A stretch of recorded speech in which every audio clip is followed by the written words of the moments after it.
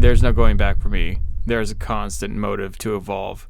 Always. Personal and professional growth. But that doesn't mean that I forgot where I came from. And this entire series is dedicated to just that. Where did we come from?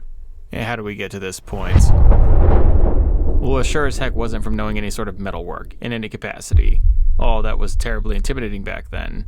And so wood decks were how we got it done. And it would say, honestly, that it was wood decks that got us to where we are. We brought wood decks to the height of their potential. The only reason we stopped is because we developed the Gen X system, which is a way to make aluminum decks and frames completely without welding. You can argue the process could never have been done without completing wood decks the way we did, from the primitive versions all the way to the more advanced versions. And it was because of a constant ever-tightening of the system and evolution of the system that when we finally crossed over to aluminum and made that a DIY-compatible version, that we were able to do it in the way we did. Virtually every major affiliate of mine who is now considered a master builder did boats just like this. This is where they started. This is where they found their fabricating and creative potential. And this is how they evolved. So do I encourage wooden boat builds? Absolutely. But you have to know their limits. This entire series is dedicated from the start to where we are now, with special dedication to my crew, the people who started it all.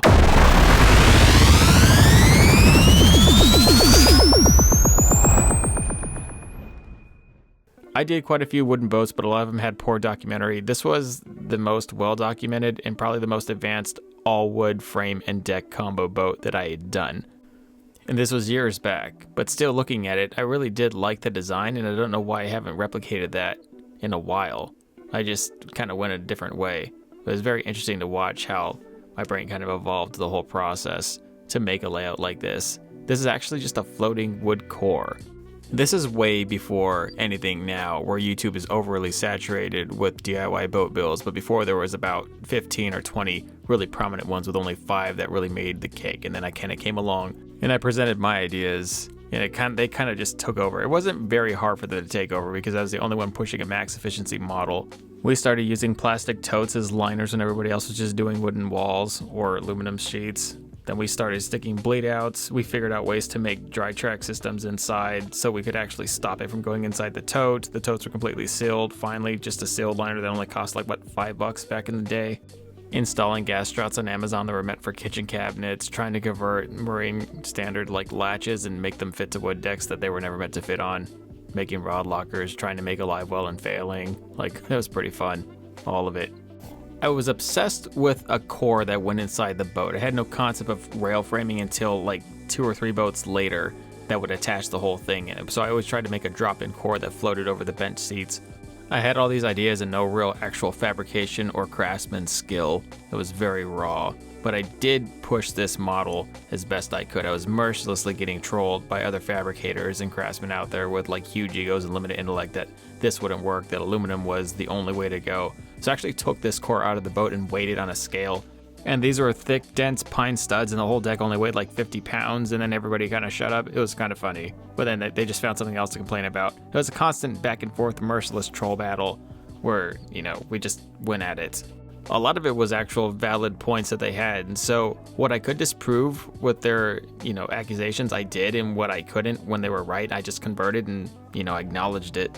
One thing they were right on is that wood will get heavier and heavier the longer you use it in a marine environment and don't actually take care of it, which is true because this core did get heavier and heavier. And any other wood deck that I did like this did get heavier and heavier, and the fact that I wrapped it in carpet, which just collects and saturates water on top of the wood, didn't help it.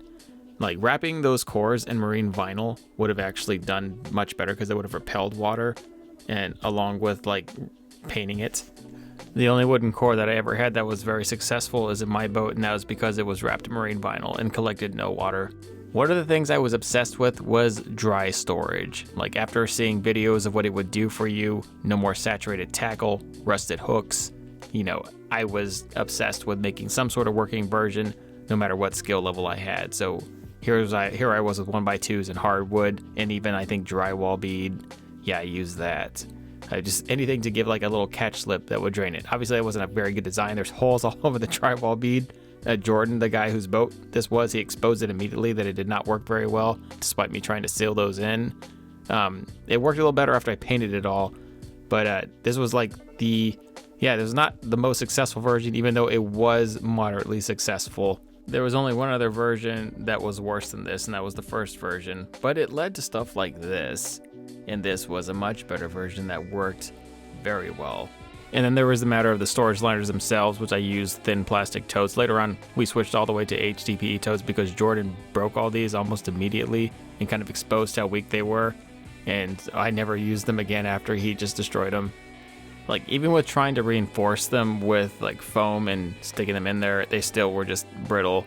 And so maybe if he'd never broke them, I would have probably still used them in other boats, and I'm kind of glad he broke like a lot of things in this boat. He also went duck hunting in this boat and got mud in all the slam latches, and all the slam latches like broke immediately. So I was like, well, these slam latches are garbage, so I stopped using those after this boat. I just quit. And also like the OSB. Somebody told me OSB would be really good, and that porting the wood to make it lighter was a good idea. And just none of that was a good idea. It all failed. It was pretty bad. The boat was obscenely heavy toward the end when he had ended up just gutting the frame and just using the boat back to stock how it was. When it was initially made, it was very light. 2 people could still pick up the boat from the front and the back without an outboard on. And towards the end, when he tried to repair some leaks and some other things happening, it took 4 people to flip that boat over. So material-wise, this was a very good learning capacity. We did get a lot of use out of the boat before it went to crap. That was a good thing, but the fact is that it did go to crap, and it went to crap much faster than I had really hoped. I had thought they would last longer. I was wrong. My version of wood decks did last longer than this boat, but I took better care of mine. He abused this boat. This was like an abuse boat. He was like a true outdoorsman, and I was still a little bit more finicky about my boat and I cared a little more. But they all still kind of went in terminal decline the more they got used. And we lived on the lake. We were huge fish addicts. We were going fishing all the time, and you could just see them go down the tubes. But my favorite thing about this boat project and this Gregor was the layout. It still may be one of my most favorite layouts, because we made this whole thing float right over bench seats. We didn't gut the bench seats, and we still managed to make 2 micro lockers and all that storage, and day boxes, and a terminal stow, and spots for a battery and a live well in the back. And this boat was like 13.5 feet. Plus we had a whole battery bank right there in the middle of the core, and a pretty generous like cockpit. Like, coming to think about it, I don't know what it is about why I haven't made something similar to this, or why I ditched the design. The design's actually pretty good. If I'd have had the skill I had now to pay this forward a little better, then I think I could have done so much better. The fact is, I just didn't have that. Like, that was my first running version of a live well, and it just ended up being a cooler, because it was a better cooler than it was a live well. Someone in the construction trades who gave me a little bit of advice because he was more versed on wood types told me that OSB would outlast plywood, and I guess in the construction sense that is true. Like, plywood is stronger than OSB, but OSB will outright outlast plywood in terms of whatever it is for construction. But for marine grade, plywood completely destroys OSB. But I used it, and I don't know, it worked for however long it would work. But I mean, when you paint it, I mean, those layers, they just start flaking off. That's one thing plywood won't do. I mean, yeah, it'll split and crack and do its organic thing, but OSB would just like shred apart, and it failed. It went down the tubes much faster than standard plywood. So don't ever use that. If you use that, like, get it off your boat immediately. In reflection of it all, you can achieve more or less the same results performance-wise out of wood decks and even wood frame combo conversions like this than you can with aluminum. Absolutely. It will not weigh that much more. It's just the fact that it goes to crap so fast, like much faster, for all the work you'll have to put in, all the time, all the extra steps you have to do it, just to make sure the wood will last a few seasons or a few years or however long. You have to take meticulously good care of your boat just for it to last a few years versus, you know, our DIY kits with aluminum, or even our wood aluminum hybrid versions, because we still use wood. Wood is very good at just staying there and being still. It does absolutely wonderful in that capacity, and most major boat companies still use wood panels because of that, but they're generally wood aluminum hybrid decks with all aluminum frames like this one. This one is a complete wood deck with just aluminum hatches. Where aluminum is extremely good is the hatches, opening and closing, constant stress on them. They don't fatigue and fail and do their organic thing over time.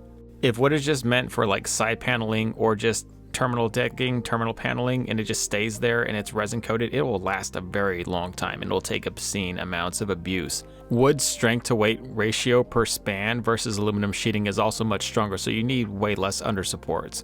If you use wood the right way, it is extremely beneficial. I mean, this boat is mine, personal one. All of that deck is wood. All the side paneling is wood. The subfloor is also wood. But the framing and all the hatches are aluminum, and the bow plate and transom are also all aluminum. Those are the most endured stress points on a boat. Those are the spots that you should take the most careful investment in, and possibly invest more money in those things to save you time later, and also, obviously, safety. I would avoid doing all wooden boat decks because wooden lids simply just don't hold up to the stress that you need them to hold up to over time. And also, I would avoid wooden framing absolutely 100%, unless you're just going to use it for farm ponds or some sort of super moderate lake. Don't use wood framing. It shudders, it breaks, the screws back out. It's just not good. I'd like to thank my crew and the people that helped me start this initially. Jordan here, this was his boat that we demoed. Hope he's doing well out there. This 14-foot Gregor is now officially retired. I want to thank Jordan for letting me demo that boat way back in the day when we were just like noobs. And it was awesome growing experience to becoming what we are now. See you guys out there. Tight lines.